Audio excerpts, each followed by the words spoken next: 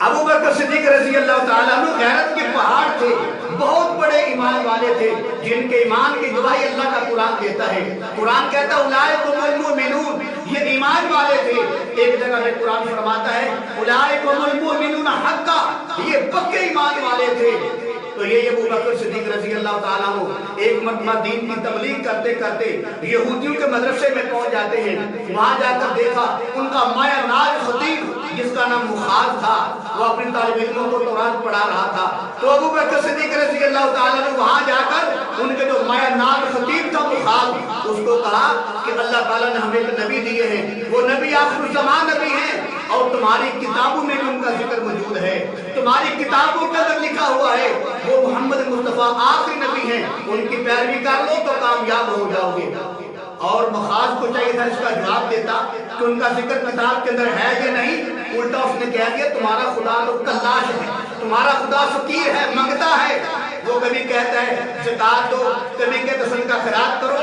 لہذا جو بادشاہ ہوتا ہے وہ مانگتا نہیں، اور جو مانگتا ہے وہ فقیر ہوتا ہے۔ تمہارا خدا تو کلاش ہے، فقیر ہے، منگتا ہے۔ تو ابو بکر صدیق رضی اللہ عنہ نے فرمایا کہ نہیں، اس کا مطلب آپ سمجھے نہیں، مطلب یہ ہے کہ یہ جو تم صدقہ خیرات کرو گے، زکات ادا کرو گے، اللہ کی راہ میں مال خرچ کرو گے، تو کل قیامت کو اللہ یہ بڑھا چڑھا کر احد کے پہاڑ کے برابر کر کے اللہ تمہیں اس کا بدلے میں تمہیں اللہ اس کے بدلے میں اجر و ثواب عطا فرمائے گا۔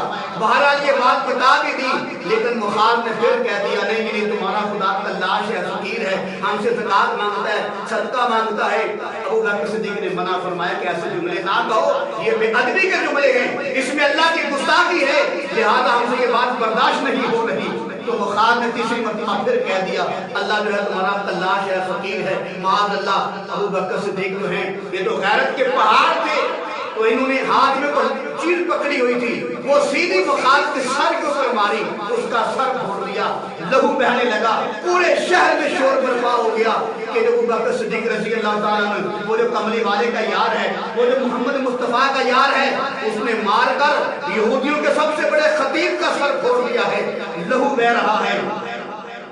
تھوڑی دیر کے بعد یہودی جمع ہوئے، وہ جمع ہو کر اللہ کے نبی کے پاس آ جاتے ہیں، یا رسول اللہ دیکھو آپ کے ابو بکر صدیق نے، آپ کے یار نے، میں قربان ابو بکر تیری عظمت پر، یہودی بھی مانتے تھے کہ ابو بکر صدیق محمد مصطفیٰ کا یار ہے، ان کا دوست ہے۔ اللہ کے نبی کے پاس آئے، وہ مخاض عالم بھی ساتھ ہے، سر پھوڑا ہوا ہے، خون بہ رہا ہے، کپڑے جو ہیں یہ تر ہے خون کے ساتھ۔ اللہ کے نبی نے ابو بکر صدیق رضی اللہ عنہ کو بلایا، کہا ابو بکر تم نے اس کا سر پھوڑا ہے، یہ تم نے کیا کر دیا؟ تو ابو بکر صدیق نے عرض کیا یا رسول اللہ فداک ابی و امی، میں نے واقعی اس کو مارا ہے، جو اس نے بدتمیزی کا معاملہ کیا ہے، جو اس نے گستاخی کا معاملہ کیا ہے، حق تو یہ بنتا تھا اس کا سر تن سے جدا کر دیا جاتا، لہذا اس نے بڑی بدتمیزی کا معاملہ کیا ہے۔ اللہ کے نبی نے پوچھا کیا اس نے کیا ہے؟ ابو بکر صدیق نے اپنی نگاہوں کو جھکایا، بڑے ادب و احترام کے ساتھ کھڑے ہوئے اور عرض کرتے ہیں یا رسول اللہ یہ اللہ کو کہتا تھا یہ تمہارا خدا کلاش ہے، فقیر ہے، مسکین ہے، ہم سے مانگتا ہے۔ جب اللہ کے نبی نے یہودیوں کے خطیب سے پوچھا کہ بتاؤ کیا تم نے اللہ کے بارے میں جملے بولے ہیں کہ اللہ فقیر ہے، مسکین ہے، محتاج ہے؟ تو یہودی کہنے لگا حاشا اللہ، نہیں میں نے نہیں کہا، قسمیں اٹھانے لگا کہ میں نے یہ بات نہیں کی۔ ایک روایت کے اندر آتا ہے کب ابو بکر صدیق کے بارے میں اللہ کے نبی نے فرمایا ابو بکر کیا تیرے پاس کوئی گواہی ہے؟ تو کہتا ہے میں نے واقعی سر پھوڑا ہے، تو نے مان لیا ہے، آپ نے تسلیم کر لیا ہے، اور یہودی کہہ رہے ہیں کہ میں نے یہ بات کہی نہیں، تو لہذا ابو بکر صدیق تیرے پاس کوئی گواہ ہے کہ تیری گواہی دے کہ واقعی جو ہے اس یہودی نے اللہ کے بارے میں غلط جملے بولے ہیں؟ ابو بکر صدیق عرض کرتے ہیں یا رسول اللہ میں تو وہاں اکیلا تھا، وہاں سارے یہودی تھے، کوئی آدمی میرا ساتھی نہیں تھا، لہذا میری گواہی کون دے گا؟ اب صحابہ کرام پریشان ہیں، کوئی صحابی ہاتھ اٹھا کر دعائیں مانگنے لگا، کوئی صحابی جو ہے وہ دعائیں کر رہا ہے یا اللہ ابو بکر صدیق کی لاج رکھنا۔ پھر یہودی کہنے لگے کہ اب پتہ چلے گا، اب تو ابو بکر کے پاس گواہی بھی کوئی نہیں، اب تو صداقت چلی جائے گی۔ اللہ کے نبی بھی پریشان ہے کہ یا اللہ میں نے ان کو صداقت کا لقب دیا ہے، اگر آج ابو بکر جھوٹا ہو گیا تو صداقت کہاں جائے گی؟ ابو بکر کی صداقت پہ داغ لگ جائے گا، لوگ باتیں کریں گے کہ ابو بکر صدیق نہیں ہے۔ تھوڑی دیر کے بعد اللہ کے پاس پیغمبر کے چہرے مبارک پر وحی کے آثار آنے نظر ہوئے، से मोती तक उठते हैं। जब वही का सिलसिला खत्म हुआ तो मेरे कमली वाले सर मुबारक उठाया और उठाकर कहा, अबू बकर तुम्हें मुबारक हो, अल्लाह ने तेरे हक में गवाही दे दी है, अल्लाह ने तेरी सदाकत का ऐलान कर दिया है। अबू बकर सिद्दीक खुशी के मारे रोने लगे, सहाबा खुशियां मनाने लगे। तो कुरान अल्लाह ने नाज़िल फरमा दिया। क्या फरमाया? लक़द समिअल्लाहु, तहकीक अल्लाह ने सुन लिया, क़ौल अल्लज़ीना क़ालू इन्नल्लाह फ़क़ीर, जिसने कहा था कि अल्लाह फकीर है, वो नहनु अग़निया, और हम मालदार हैं। अल्लाह ने कुरान नाज़िल कर दिया।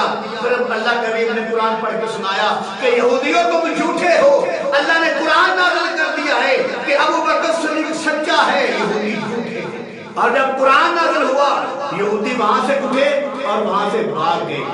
अल्लाह ताला ने साबित करके दिखा दिया कि कमली वाले के सहाबा सच्चे हैं, अबू बकर सच्चा है, यहूदी झूठे हैं। कल क़यामत का दिन होगा, किसी की गवाही जो है बदर का मैदान देगा, किसी की गवाही उहद का मैदान देगा, किसी की गवाही मक्का के बाजार देंगे, किसी की गवाही मदीने के बाजार देंगे, किसी की गवाही हुदैबिया का जगह देगी, किसी की गवाही हुनैन का मार्का देगा, किसी की गवाही तबूक का मार्का देगा, किसी की गवाही मस्जिद का मिंबर देगा, किसी की गवाही मेहराब देगा, किसी की गवाही जो है बाजार देगा। मैं कुर्बान अबू बकर सिद्दीक की शान पर जिसकी गवाही अल्लाह का कुरान दे।